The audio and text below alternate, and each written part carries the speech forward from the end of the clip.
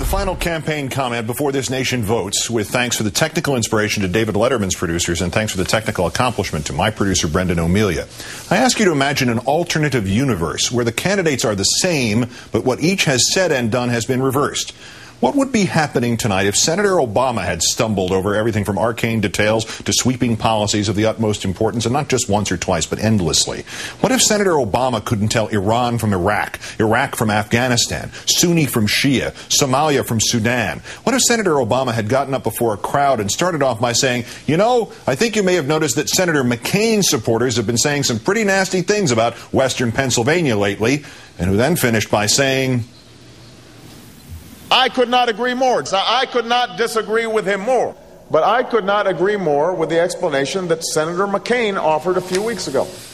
What would we be asking ourselves about his capabilities if it had been Senator Obama who had identified General David Petraeus as the chairman of the Joint Chiefs of Staff, and Vladimir Putin as the president of Germany, and Spain as a country in Latin America?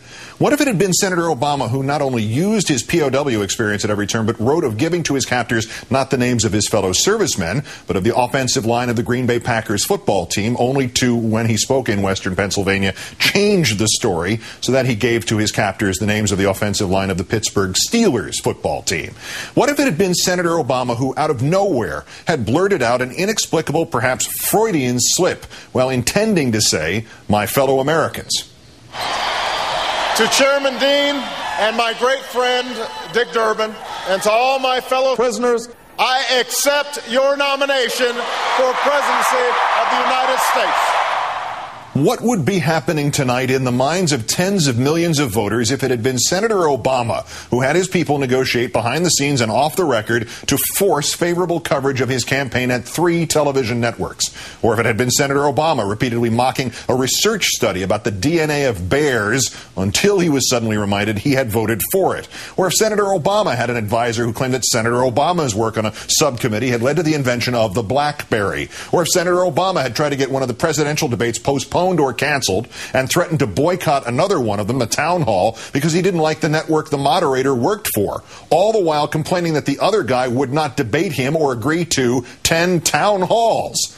What would be happening tonight in America, in the souls of this nation, if after all that, at the first debate, it had been Senator Obama who would not as much as look at Senator McCain, and when finally addressing him at the second one, did so in a weird and cryptic manner? If we could have intervened effectively in the Holocaust, who among us would say that we had a moral obligation not to go in? That one. What would a country heading into the most important vote in its modern history be thinking tonight if it had been Senator Obama who viewed a collapsing economy and insisted that if in office, he would fire immediately the head of the SEC, even though a president cannot, and then the next day tried to correct himself by calling on the head of the FEC to resign? What if it had been Senator Obama who on September 24th had, quote, suspended his campaign so he could focus only on the cratering economy just 9 days after having insisted that there was little wrong? The truth is that the fundamentals of the economy are strong. We were just suffering from a mental recession. You nation of whiners.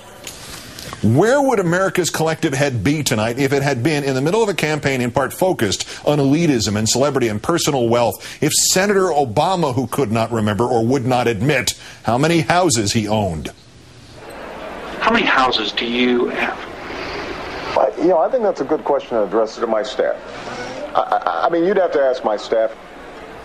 What if Senator Obama had deflected all serious questions about the troubled finances of this worried nation by virtually concocting a preposterous everyman, a fictional character, a plumber without a license, a small businessman who owned no business, an average Joe who had a lawyer, a book agent, a publicist, and maybe a recording contract? I would love to see the next 3 weeks devoted to talking about Joe the plumber, who is an American hero.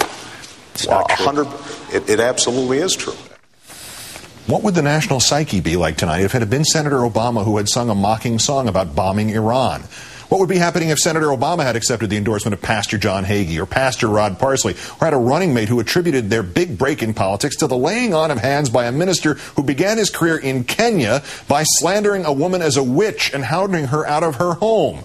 What would we be thinking if it had been Senator Obama who at a critical moment exaggerated a public claim about the suspension of his campaign and lied to a national television figure about it?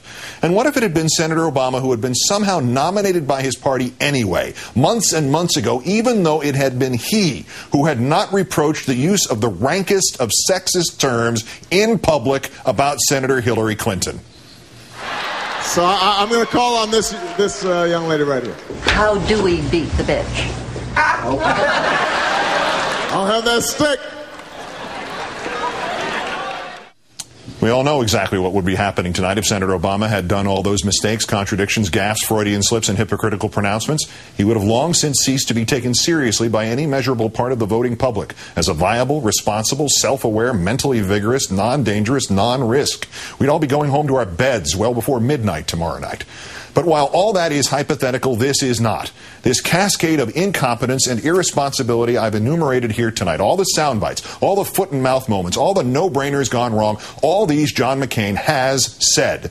No hyperbole and no hypotheses are required. This is who John McCain has showed us he is. Let's count down for the 2014th day since the declaration of mission accomplished in Iraq. The reminder, our primetime election coverage tomorrow at 5 Eastern. Chris Matthews and I host, along with anchor David Gregory. I'm Keith Olbermann. Good night and good luck.